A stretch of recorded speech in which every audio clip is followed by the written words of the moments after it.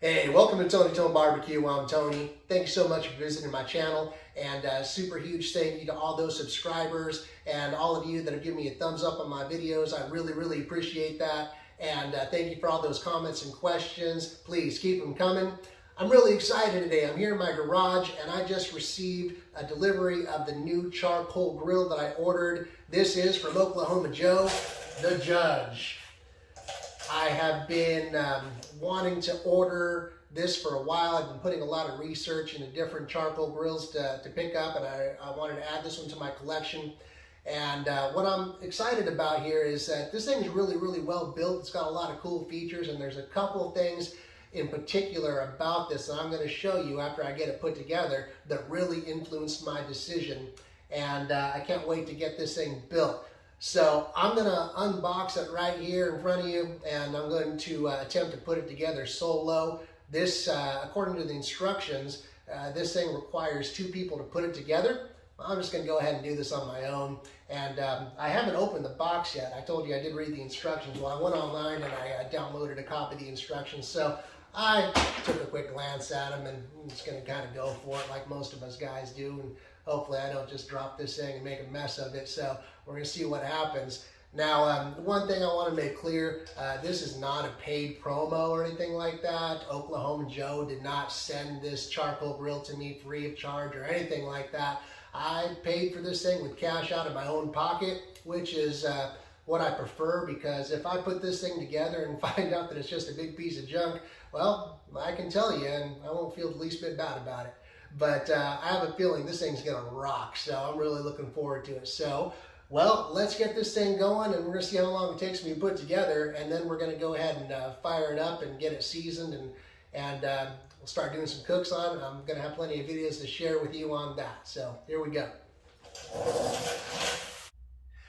Okay, it's 3:30 and I'm about to get started. I tried to position the camera so you can see as much as possible. Got the box we're about to cut open. I've got my table over here. Yeah, I've got some instructions laid out over here. I'm not a complete idiot. And I've got my tool bag over here with everything that I should need. I have probably a screwdriver, wrench, I don't think it's going to require that much. And hopefully you can see everything. And I'm going to speed up the video so you don't have to watch a whole half hour. I'm thinking it's going to take a half hour, but here we go. Let's see what happens.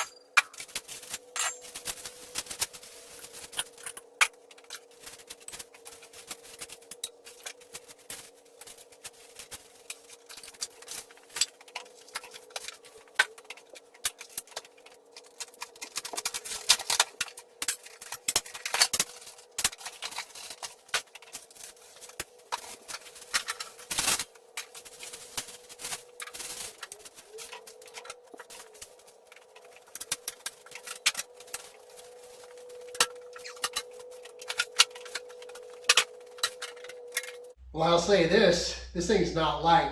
The packaging says it's 195 pounds. And that box I just picked up there, it's kind of heavy.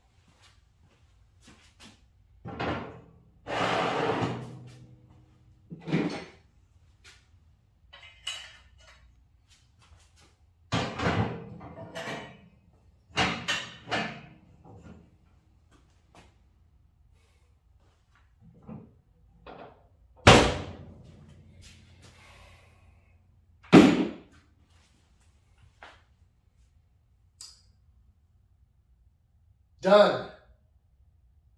Okay, that wasn't too hard. Time is 4:27. I think it was 3:30 when I started. Took me about an hour. I'm happy with it.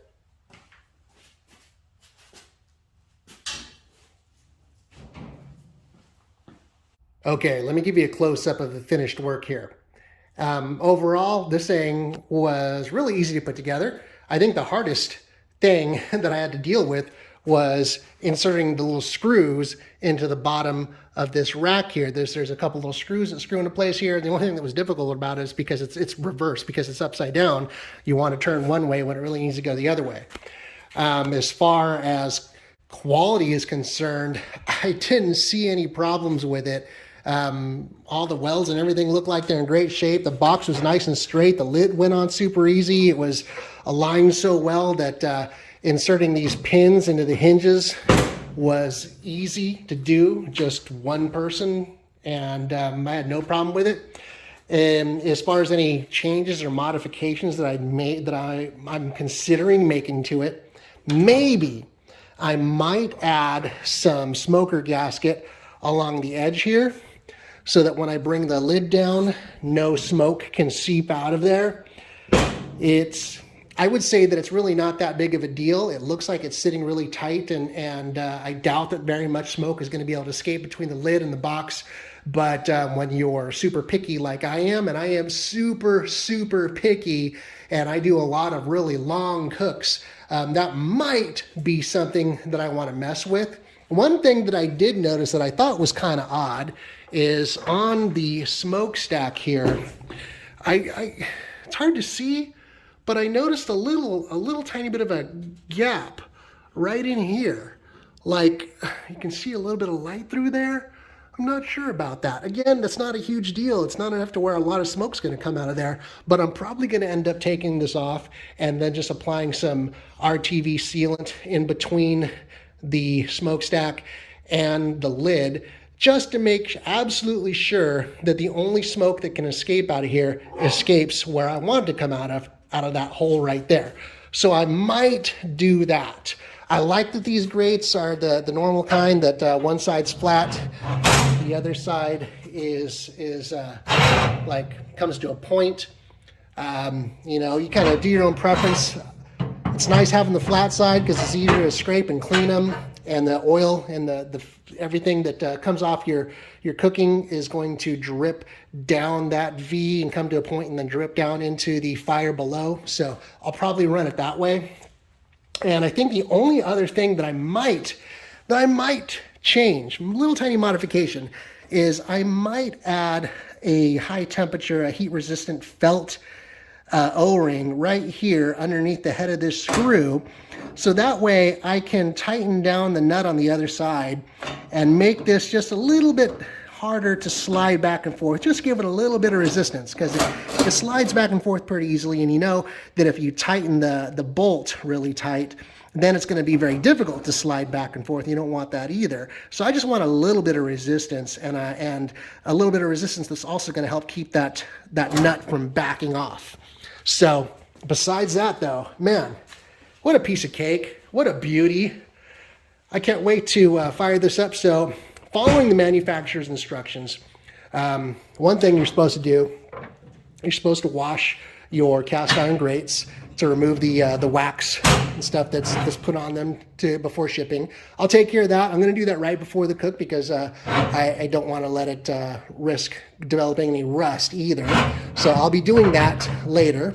Another thing that you need to do is coat the inside with oil. You can use a solid oil, or you can use vegetable spray. I'm going to make that decision later on here. I've done in other units, I've done usually peanut oil, and that seems to work just fine. So I'm going to give it a little clean up off camera, and then we'll get it all coated up with some oil, and we'll get this thing fired up, and we'll see its first burn off here, okay? Okay, after giving it some thought, I made a couple decisions on the next steps for this barbecue. So regarding the initial burn in and seasoning, and also the modifications. So first decision is I'm going to do them in separate videos. So if you want to see the videos I'm going to post on the initial burn-in and seasoning and modifications, then make sure you, first of all, in the lower left corner of this video, make sure you give me that thumbs up. Hit that like button for me, please. I really appreciate it. And more importantly, on the lower right corner of this video, you're going to see in big red letters a button that says subscribe. Make sure you hit that subscribe button and also hit that little bell so that way you will get notified when I do post this videos. And also, make sure you watch all the way to the very end of this video, because by the time you see this, I may have already created the video. I'm not gonna do it today because it's actually raining where I am right now, and although I don't mind barbecuing in a little rain, I'm not taking my brand new Judge out into the rain for its initial seasoning. So it might be tomorrow or the day after when I create the video and then take some time to get it online. So check at the very end of the video. If I've done the video, there's going to be a link that's going to appear on that final screen. All you'll need to do is click on that link and it'll take you right to the very next video that I'm going to do, which is going to be on the initial burn-in and seasoning. So that's the other decision I decided I'm going to do. I am not going to go ahead and do any modifications to this barbecue until after I do that initial burn-in and seasoning. I decided to do that because it's simply not fair. This barbecue is freaking awesome already, and it may not need any modifications. I'm thinking about applying a little smoker gasket and some sealant to it, but it may not need that. Also, when it comes to modifications, I don't like doing a lot of modifications. I actually only do the bare minimum that I deem absolutely necessary for my level of pickiness. Instead, I like to buy something that I think is going to work almost perfectly right out of the box. And I think that's what I've got here. So I'm going to put it to the test. I'm going to light some charcoal in it. I'm going to put some wood in it. I'm going to create a lot of smoke. I'm going to create that heat, and I'm going to see how it reacts. And I don't think that there's going to be any major problems with it. And I think that right out of the box, this is going to be something that just anybody, any of your average barbecuers can use. I think you'd be really happy with. So we're going to find out. And if I do anything to it, it's just going to be me being picky. And if I feel like any major modifications need to be done to it, it's going to be more like I made a mistake and I should have bought something else that already had whatever it is that I want to change about it. And but like I said, I don't think that's going to be a problem. So again, if just watch the end of the video, if you see a link to a video entitled something like initial burn-in and seasoning, click on that. It's going to take you to the video of me doing that. And if you don't see any link, then just double check and make sure you subscribe and hit the notification bell, because very shortly in the next few days, you'll be getting that notification. You'll be able to go there and see that, okay? All right, thanks for watching. Take care.